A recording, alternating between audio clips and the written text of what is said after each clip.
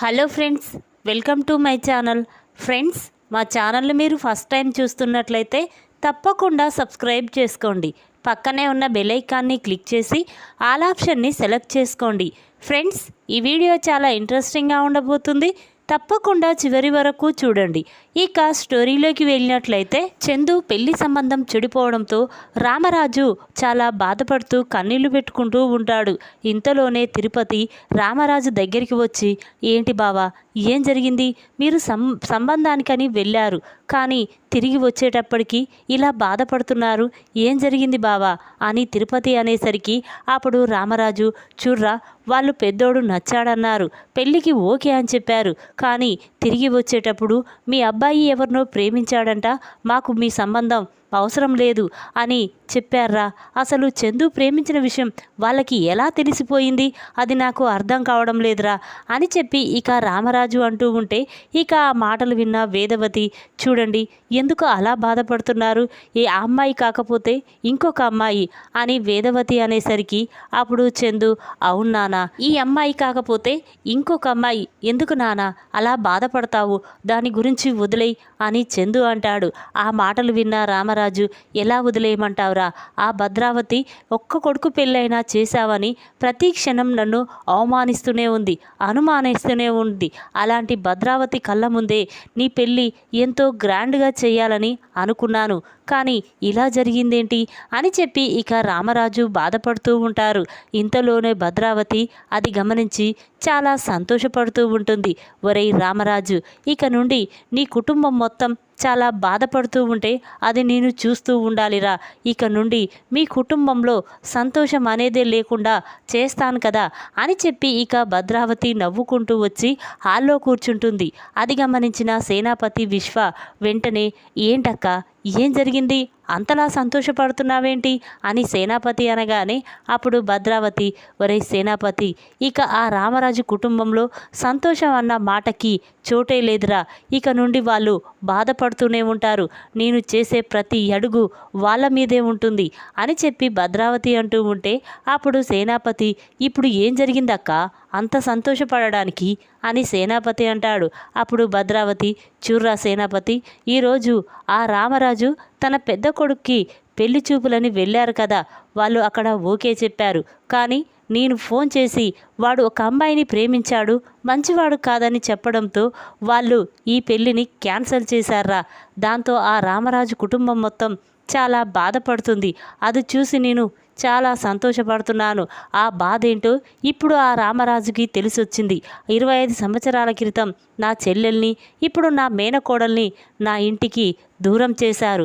ఇప్పుడు వాని కొడుకు పెళ్ళి కాకుండా వాడు బాధపడుతుంటే అది నేను చూస్తూ ఉన్నాను అని చెప్పి భద్రావతి అనగానే, ఇంతలోనే వాళ్ళ అమ్మ అక్కడికి వచ్చి, ఏంటే భద్రావతి, అది నీ చెల్లెలు కుటుంబం, ఎందుకే నీ చెల్లెలు కుటుంబం మీద అంతలా పగ పెంచుకున్నావు అనగానే, అప్పుడు భద్రావతి, చూడమ్మా, అది నా చెల్లెలు కుటుంబమే, కానీ వాడు మాత్రం ఒక అనాథ, తిన్నింటి వాసాలు లెక్క పెట్టాడు. నా చెల్లెల్ని ఆ రోజు నాకు దూరం చేశాడు, దాంతో మా నాన్న చనిపోయాడు.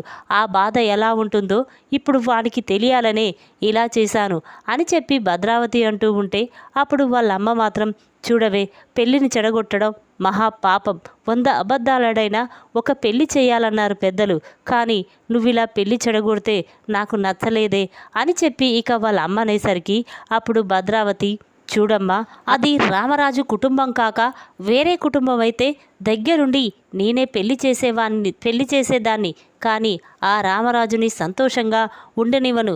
ఒరే సేనాపతి, నేను గుడికి వెళ్ళొస్తాన్రా అని చెప్పి ఇక భద్రావతి అనగానే, అప్పుడు సేనాపతి, పదక్క, నేను కూడా వస్తాను అని సేనాపతి అంటాడు. అప్పుడు విశ్వ, లేదు నానా, నేను తీసుకెళ్తాను కదా అని చెప్పి విశ్వ అనగానే, అప్పుడు భద్రావతి, లేదురా, మీరు ఎవరూ అవసరం లేదు, నేను ఒక్కదాన్నే వెళ్తాను, చాలా ప్రశాంతంగా గుళ్ళో కాసేపు గడిపి వస్తాను అని భద్రావతి అనగానే, అప్పుడు సేనాపతి, సరే అక్క అని చెప్పి అంటాడు. ఇక భద్రావతి చాలా సంతోషంగా గుడికి వెళ్తుంది.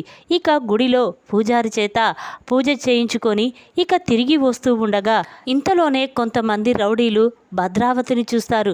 ఒరేయ్, తన దగ్గర బంగారం చాలా ఉందిరా, ఇప్పుడు ఆవిడని మనం కిడ్నాప్ చేసి ఆ బంగారం తీసుకుంటే మనం ఎంతో జల్సా చేయొచ్చురా, పదరా అనగానే అప్పుడే అదొక అతను, అరే ఆవిడ ఈ ఊరు పెద్దరా, ఆవిడ మీద మనం బంగారం తీసుకుంటే ఆ ఊరి జనం ఊరుకుంటారా అనగానే అప్పుడు అతను, చూర్రా ఆవిడ వెళ్ళి చెప్తేనే కదా ఊళ్ళో వాళ్ళకి తెలిసేది, ముందు ఆమె దగ్గర నుంచి తీసుకుందాం పదా అని చెప్పి ఇక రౌడీలు భద్రావతి దగ్గరికి వస్తారు.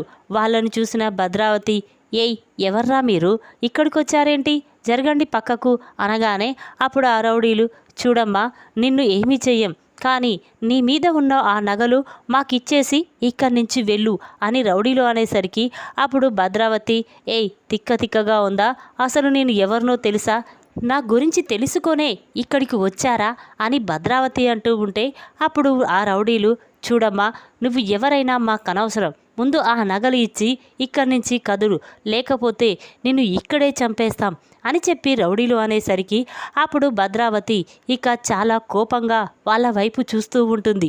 ఇక రౌడీలు మాత్రం, ఒరే ఈవిడ మాటలతో చెప్తే వినదు, చేతలతో చేయించాలరా అని చెప్పి తన దగ్గర ఉన్న కత్తిని తీసి భద్రావతికి పొడవబోతూ ఉంటారు. అది గమనించిన భద్రావతి ఒక్కసారే షాక్ అవుతుంది. ఇక వెంటనే భద్రావతి అక్కడి నుంచి పరిగెడుతూ ఉండగా ఇక కాస్త దూరం వెళ్ళాక భద్రావతి కాలికి ఒక రాయి తగిలి అక్కడే పడిపోతుంది. ఇక వెంటనే రౌడీలు భద్రావతి చుట్టుముట్టి, ఎక్కడికి పారిపోతావు, నగలు ఇవ్వమంటే మా నుండే పారిపోదామనుకుంటున్నావా అని చెప్పి ఇక రౌడీలు భద్రావతి దగ్గర ఉన్న ఆ నగలన్నీ లాక్కుంటూ ఉంటారు. అప్పుడు భద్రావతి, ఒరే వదిలేయండిరా, నన్ను వదిలేయరా అంటూ ఉంటే అప్పుడు ఆ రౌడీలు భద్రావతిని కొడుతూ తన దగ్గర ఉన్న ఆ నగలన్నీ తీసుకుంటూ ఉంటారు. ఇంతలోనే అటుగా వెళ్తున్న ధీరజ్ ఇక భద్రావతిని చూస్తాడు. ఇదేంటి, ఆ రౌడీలు భద్రావతిని కొడుతున్నారేంటి అని చెప్పి వెంటనే ధీరజ్ అక్కడికి వచ్చి, ఏయ్ వదిలేయండిరా, ఎవర్రా మీరు, ఎందుకు ఆవిడని కొడుతున్నారు, వదిలేయండి అని చెప్పి ఇక ధీరజ్ రౌడీలతో కొడుతూ ఉంటాడు. ఇక ఇంతలో భద్రావతి, ధీరజ్ వాళ్ళని వదిలేయొద్దు, కొట్టు అని అంటూ ఉంటే అప్పుడు ఆ రౌడీలు తన దగ్గర ఉన్న కత్తితో ధీరజ్ చేతిపైన గాయం చేశారు. ఇక దాంతో ఆ రౌడీలు అక్కడి నుంచి వెళ్ళిపోతారు. ఇక ధీరజ్ మాత్రం ఆ గాయంతో చాలా బాధపడుతూ ఉంటాడు. అది గమనించిన భద్రావతి వెంటనే ధీరజ్ దగ్గరికి వచ్చి తన పైట కొంగుని చింపి ధీరజ్ చేతికి కట్టుకడుతుంది.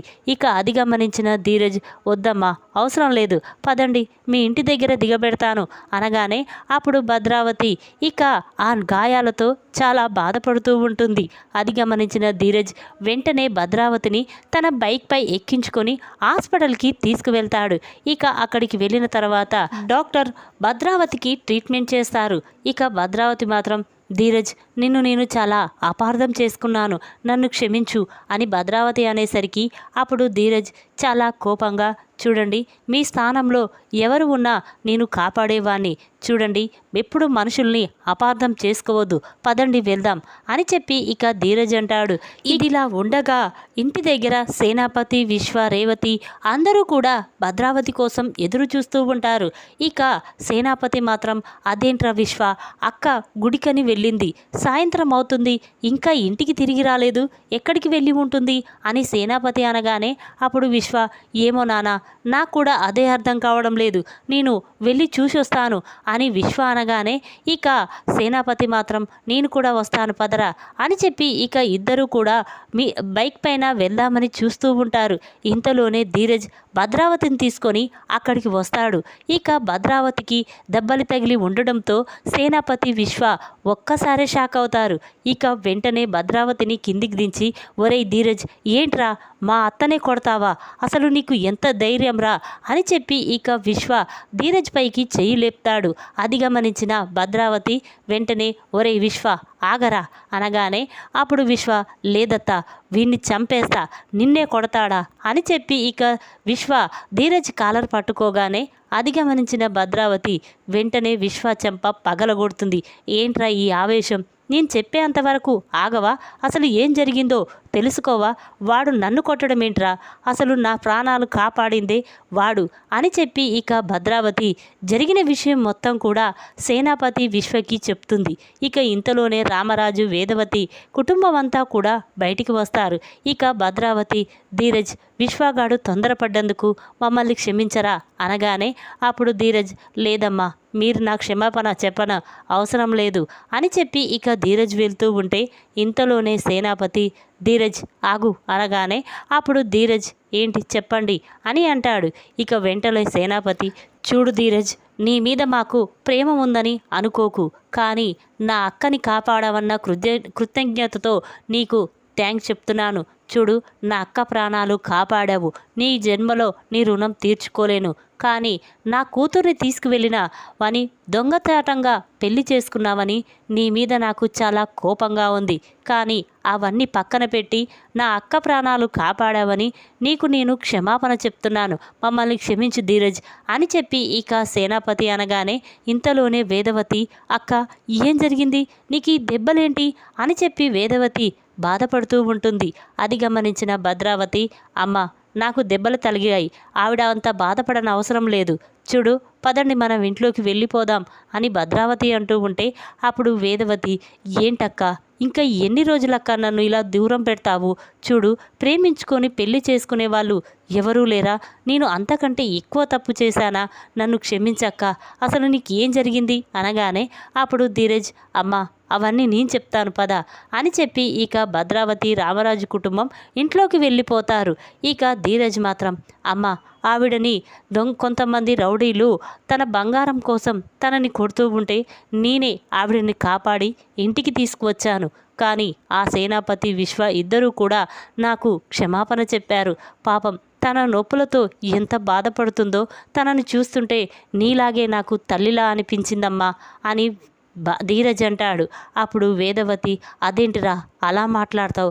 నా తర్వాత తల్లి లాంటిది మీ పెద్దమ్మే కదరా, అందుకే నీకు అలా అనిపించింది అని వేదవతి అనేసరికి అప్పుడు రామరాజు, చూడు వేదవతి, నువ్వు అనుకోవడం సరిపోదు, వాళ్ళు కూడా తన పిల్లల్లాగే వీళ్ళని చూడాలి కదా అని రామరాజు అనేసరికి అప్పుడు ధీరజ్ మాత్రం, లేదు నాన్న, ఈ విషయం గురించి వదిలేయండిగా అని చెప్పి ఇక ధీరజ్ రూమ్లోకి వెళ్ళిపోతాడు.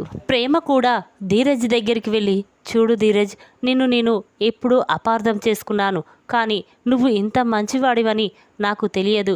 నా అత్త ప్రాణాలు కాపాడినందుకు చాలా థ్యాంక్స్ అని చెప్పి ప్రేమ అనగానే అప్పుడు ధీరజ్, చూడండి, మీరందరూ నాకు ఏమీ క్షమాపణ, థ్యాంక్స్లు చెప్పడవసరం లేదు. ఈ పరిస్థితుల్లో అక్కడ ఎవరు ఉన్నా నేను ఇలా కాపాడి ఇంటికి తీసుకొచ్చేవాడిని. దీని గురించి వదిలేయమని చెప్పాను కదా, ఇప్పుడు ఎందుకు అని చెప్పి ఇక ధీరజ్ చాలా కోపంగా అంటూ ఉంటాడు.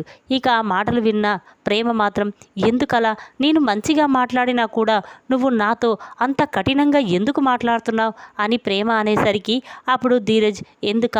నువ్వు చేసిన పని వల్ల, నీ వల్ల మా నాన్న నన్ను చాలా అపార్థం చేసుకుంటున్నాడు, ఒక కొడుకులాగానే నన్ను చూడడం లేదు అని చెప్పి ఇక ధీరజ్ అంటాడు. ఈ విధంగా ప్రమాదంలో ఉన్న భద్రావతిని కాపాడి ఇంటికి తీసుకువచ్చిన ధీరజ్. ఈ వీడియో కనుక మీకు నచ్చినట్టయితే లైక్ చేయండి. మరిన్ని వీడియోల కోసం మా ఛానల్ని తప్పకుండా సబ్స్క్రైబ్ చేసుకోండి. Thanks for watching.